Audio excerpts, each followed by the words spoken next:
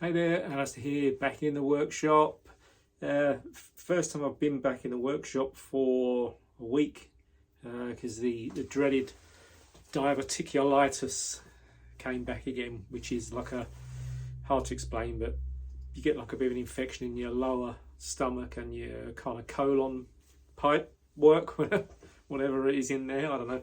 But yeah, it's real painful. I've ended up back in hospital again, IV antibiotics, and it's been a nightmare. Anyway, first day back in, and I've been really busy actually. Let's get some of these. I've got a load of AEBL stainless, all cut out, all the holes drilled. So we've got a tracker. I was meant to put a picture in the last video, not the last one, it was the one prior, which was the video with the range of bushcraft knives that I make. And I did have a tracker, but a guy was desperate for it, so he ended up buying it because I was trying to build up a few for my website pictures. And so I did have a tracker, but he was desperate for that, so I kind of let it go. And I was going to put a picture of one I made a little while ago, and but then I forgot. I checked that video and I forgot to put it on there. So I will put a picture on this video of the tracker, but it's more of your traditional. I say traditional, more of a hunting style knife as opposed to like your bushcraft. I normally do these with like a saber grind. I have done a few flat grinds up to the top, but I normally do like a saber grind there, and it looks pretty cool. So I've done a couple of those. That's a 3mm, and I've done that one's a 4mm. Oh, it's 4.4 actually, that one. So that's a bit more of a heavyweight. We've got a Bushwood original, one of those in 4mm. We've got Bushwood curved back in, I think that's about 3.2, and we've got a Bilby and a Bilby XL, which is, as you can see, let's put these down. As you can see, it's a little bit bigger than the standard size one. So we've got those, and I've got these I've still got to drill the holes on these. So we've got a Dingo, and got this little chap, which is it's just I only had like a little piece left, and so I thought, oh, I don't want to just throw away, so I made a mini Brumby. So I'll get you the pattern of the standard Brumby, and you can see that's obviously the pattern for the standard size one, and that's the little mini one. So you can see he's a load smaller. So I like something like making just little tiny knives. I like small versions of some of the bigger knives. Just, you know, when you got little bits and pieces, there's no point throwing them away. You might as well use them for something. So that's a pretty cool little knife. And what else have I been up to? I've finished a couple of sheaths off these knives. They're going to be on my website when I get it. That's been it's kind of built at the moment. So I did the sheaths for those. Just like your standard belt loop. And that one there, slightly darker, a little bit darker to sort of contrast with the slightly darker wood on that one. So we got the stitching. There we go. Same way. This one's got the red thread on it, and I've been messing around when I'm dyeing the leather, rather than saturating it so it goes completely dark. I think this one was a different colour anyway, like a lighter brown. But I've been going, I don't know if you can see it. When the leather's flat, I go across with the when I'm putting the dye on, and it almost gives you a little like can't really see it everywhere in this light, like a tiger stripe to it. It's just something a little bit different. So I've been doing that. So those are two sheaves that I've finished, and I've got some. You can see it in the background there, in the stabilizing tank. I've always got stabilizing going on. You might as well kind of keep it when one lot comes out, throw some more in, and then kind of keep a rotation of wood in there, which is so you don't actually run out of anything. But I've got some this I think it might be wrong, but I think it said it was Tasmanian blackwood, but it's got like real nice grain to it. And let me spray it up with some, spray it up so you can see the grain a bit better. It's got a real nice grain to it, and I've never used blackwood before, so apparently it does sand really nice, and you get real nice handle to your knife, hopefully. Other than that, actually, well, I'll go over to what I'm actually doing at the moment, which is doing the stainless foil envelopes for the stainless blades to be put into the heat treat oven. We've got all the blanks there ready to go, but they have to go inside inside stainless foil. So you get it in like a roll like this, but you have to be really careful because the edges are really sharp. And the problem I've got is I had my heart valve replacement back in November. I had an artificial valve and I'm falling apart, stomach, heart. So I had an artificial, like a mechanical valve fit in my heart, and I'm on anticoagulants, warfarin, anticoagulants. I think they call them blood thinners. I don't think it actually thins your blood, it just stops it from clotting. But I have to be really careful if I cut myself, and then obviously I bleed pretty badly. So I wear these gloves, and these stop any like potential lacerations on the fingers. I just find it easier with the gloves to fold it all over, and you know, I haven't got to worry about cutting myself, and you can concentrate more on what you're doing when you're actually making the packets. So we'll head back to the bench. It's a little bit of a mess at the moment. I keep meaning to move all the dies and put them on the other side of the workshop. Now I've got the bench over there, but I just haven't had time to do it. So anyway, these are the this is the foil. Let me just drop that down a little bit. There you go. Let's get that one out of the way. So yeah, it comes in the roll, and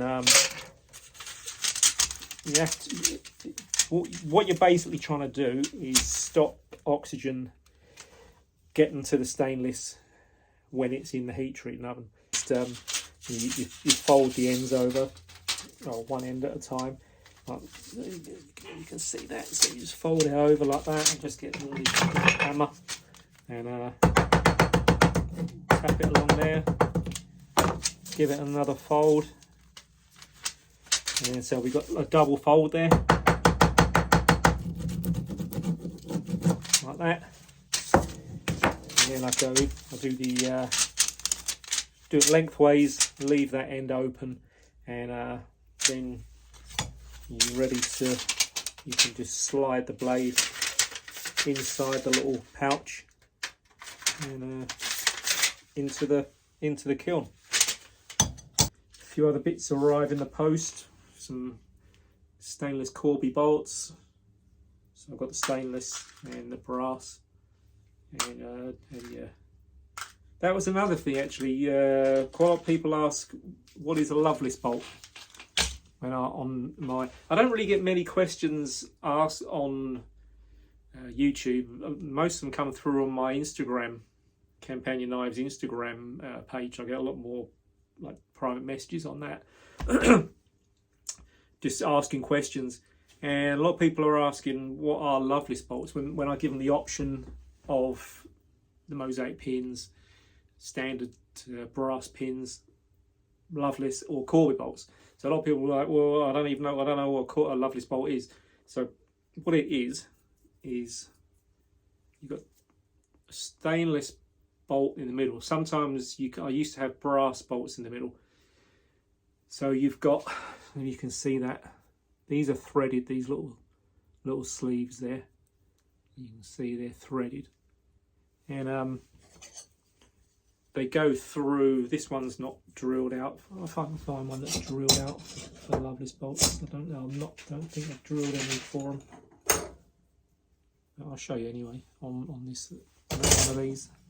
I'll use one of the other holes because these are 6.5mm for some mosaic pins and a lanyard tube, but I've drilled out the other holes to 4. So basically it goes through like that, and then so you imagine you've got handles, your wood either side there like that, and the Loveless bolts are countersunk into the wood, so they almost go in, so they're flush, and then you do them up with the screw on there, and it's a mechanical fix to hold the handle scales on even tighter. When you've got the epoxy on there and the brass pins or mosaic pins, I always put them in the drill anyway, and a bit of 120 grit, spin them up in the drill so they've got like a coarse, like a rough outer, so the epoxy can grip onto those,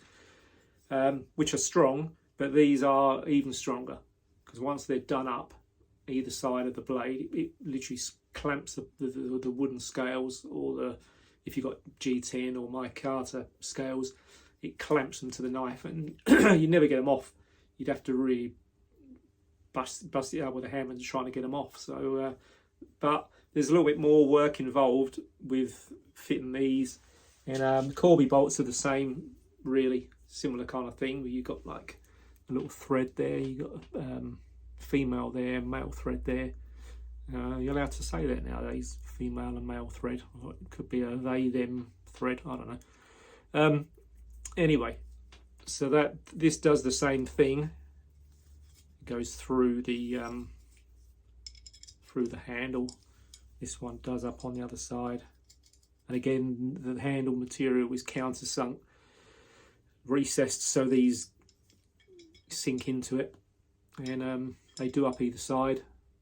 And then when you're actually finishing the handle, you grind it and shaping it, you grind off the flathead screw slots there, and they just look like normal stainless or brass pins.